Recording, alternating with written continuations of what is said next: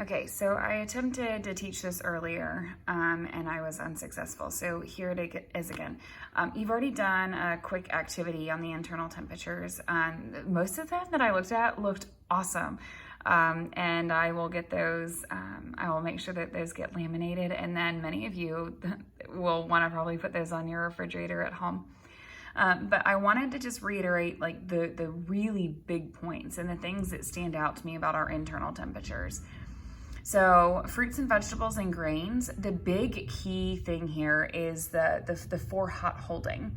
4 hot holding means that it's going to be held on a chafing dish or on a buffet line or something of the sort for up to 4 hours. So the other terminology that you will see is for immediate service. So I need you to be able to set aside, like, I need you to understand what it means for something to be hot held. Again, that's for up to 4 hours this food may sit out, versus something that's being served immediately is being cooked, it's put on your plate, and it's almost consumed within seconds of you having it delivered, okay?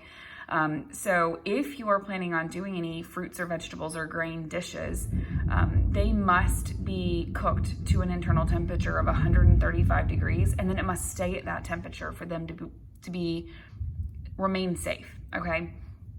So you're gonna see that 4 hot holding versus immediate service again here soon in a minute too. I refer to this particular site as anything whole, 145 degrees. And so what do I mean by whole? It's whole, except for poultry. Please keep in mind, except for poultry. If it is something like a pork fillet or a fillet of fish or a loin or chop or a roast, those all insinuate that the product is in its whole, it's whole. I know that sounds stupid, but it's literally, it's not been manipulated at all. It is as is if you were to fillet it off of the actual fish itself. It has not been manipulated in any kind of way. That just needs to be to an internal temperature of 145 degrees. So if you see pork loin or a steak or a roast or a chop, you pretty much every single time you have to automatically understand it's 145. You can have a little bit of pink down the center, and it will be perfectly acceptable. Anything ground, and I've got that in quotations, or you might also see mechanically manipulated. Again, except for poultry. Poultry breaks pretty much every single rule there. The reasoning is, let's take, for example, this product right here, okay? This product, before it was cooked, is ground up to be this. Well, now you've got it all mixed up. What was on the outside of that steak is now all mixed up into the middle and all over the place.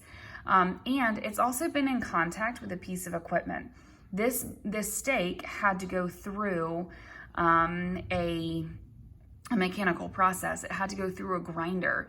And because of that, if that grinder happened to be contaminated, well, now we've increased the temperature by 10 degrees to kind of offset the fact that it may have been contaminated, okay? So that's why anything ground, except poultry, needs to be to 155 degrees. There's also things called like minced fish, ground pork, sausage, are all good examples to need to make it to 155 degrees. Eggs, here's that terminology, immediate service. I want you to think about the Waffle House, okay? The eggs are cooked, they're put on your plate, and they are served immediately. That egg can be undercooked.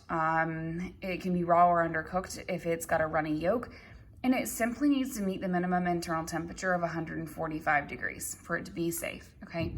The difference is eggs for hot holding. So if you're going to cook eggs and they're going to be put out on a buffet line or a chafing, like you've gone to a continental breakfast, those eggs need to be cooked to an internal temperature of 155 degrees, because anything that is hot held can be held for up to 4 hours.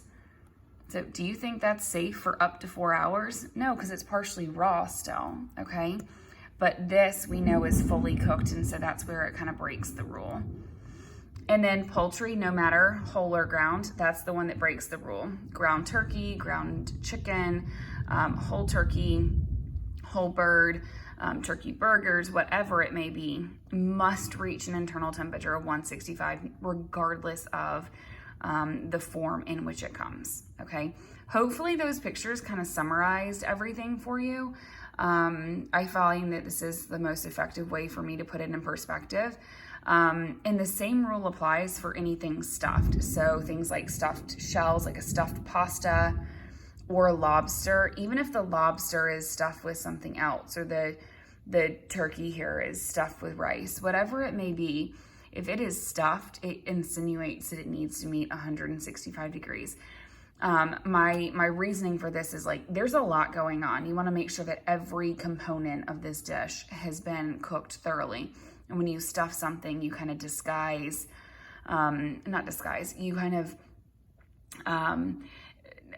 it's almost like overfilling something. It is going to impact the way the heat cooks, and how the entire product is just in general. So 165 to be safe.